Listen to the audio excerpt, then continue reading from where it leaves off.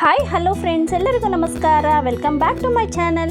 ಇವತ್ತಿನ ರೆಸಿಪಿ ತುಂಬ ಸುಲಭವಾಗಿ ರುಚಿಯಾಗಿ ಚಿಕನ್ ಲಿವರ್ ಸೆಮಿ ಗ್ರೇವಿ ಹೇಗೆ ಮಾಡೋದು ಅಂತ ತೋರಿಸ್ಕೊಡ್ತಾ ಇದ್ದೀನಿ. ಮೃದುವಾದ ಚಿಕನ್ ಲಿವರ್ ಅದ್ಭುತ ರುಚಿ. ಈ ಅಡುಗೆ ಅನ್ನ, ರೊಟ್ಟಿ, ದೋಸೆ ಜೊತೆಗೆ ಸೂಪರ್ ಕಾಂಬಿನೇಷನ್. ಈಗ ಬನ್ನಿ ತಡ ಮಾಡದೆ ಹೇಗೆ ಮಾಡೋದು ಅಂತ ನೋಡೋಣ.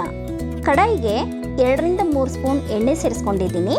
ಎಣ್ಣೆ ಕಾದ ನಂತರ 4 ಮೀಡಿಯಂ ಸೈಜ್ ಈರುಳ್ಳಿ ಸೇರಿಸ್ಕೊಂಡು ಫ್ರೈ ಮಾಡ್ಕೊಳ್ಬೇಕು. ಜೊತೆಗೆ ಸ್ವಲ್ಪ ಕರಿಬೇವಿನ ಸೊಪ್ಪು ಸೇರಿಸ್ಕೊಂಡಿದ್ದೀನಿ. ಈರುಳ್ಳಿ ಕಲರ್ ಚೇಂಜ್ ಆಗೋವರೆಗೂ ಲಿಡ್ ಕ್ಲೋಸ್ ಮಾಡಿ ಇಟ್ಕೊಂಡು ಬೇಯಿಸ್ಕೊಳ್ತಾ ಇದ್ದೀನಿ. ನಾನಿಲ್ಲಿ ಚಿಕನ್ ಲಿವರ್ 2 kg ತೊಗೊಂಡಿದ್ದೀನಿ. ಈಗ ಕಡಾಯಿಗೆ ಲಿವರ್ ಸೇರಿಸ್ಕೊಳ್ತಾ ಇದ್ದೀನಿ. ಚಿಕನ್ ಲಿವರ್ ಪೌಷ್ಟಿಕಾಂಶಗಳಿಂದ ಸೇರಿದೆ.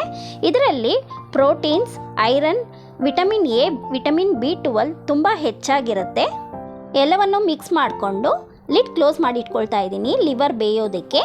ಈಗ ರುಚಿಗೆ ತಕ್ಕಷ್ಟು ಉಪ್ಪು ಸೇರಿಸ್ಕೊಳ್ತಾ ಇದ್ದೀನಿ. 1 ಸ್ಪೂನ್ ಅರಿಶಿನ ಪುಡಿ ಸೇರಿಸ್ಕೊಳ್ತಾ ಇದ್ದೀನಿ. ಎಲ್ಲನೂ ಮಿಕ್ಸ್ ಮಾಡಿಕೊಂಡು ಚೆನ್ನಾಗಿ ಬೇಯಿಸ್ಕೊಳ್ಬೇಕು.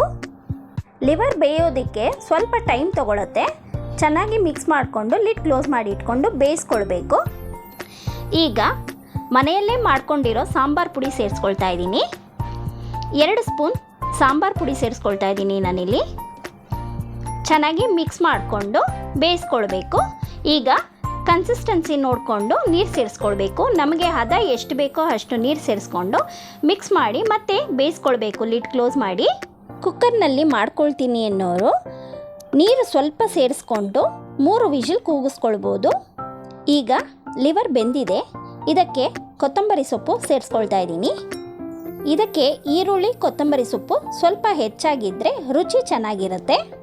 ಈಗ ಬಿಸಿ ಬಿಸಿಯಾದ ಚಿಕನ್ ಲಿವರ್ ಸೆಮಿ ಗ್ರೇವಿ ಸವಿಯಲು ಸಿದ್ಧ. ಈ ರೆಸಿಪಿ ನಿಮ್ಗೆ ಇಷ್ಟ ಆಯಿತು ಅಂತ ಭಾವಿಸ್ತೀನಿ. ಇಷ್ಟ ಆಗಿದ್ರೆ ಲೈಕ್ ಮಾಡಿ, ಶೇರ್ ಮಾಡಿ, ಹೇಗೆ ಬಂತು ಅಂತ ಕಮೆಂಟ್ ಮಾಡಿ ತಿಳಿಸಿ. ನೀವಿನ್ನೂ ನನ್ನ ಚಾನಲ್ ಸಬ್ಸ್ಕ್ರೈಬ್ ಮಾಡ್ಕೊಂಡಿಲ್ಲ ಅಂದರೆ ಸಬ್ಸ್ಕ್ರೈಬ್ ಮಾಡ್ಕೊಳ್ಳಿ. Thank you for watching.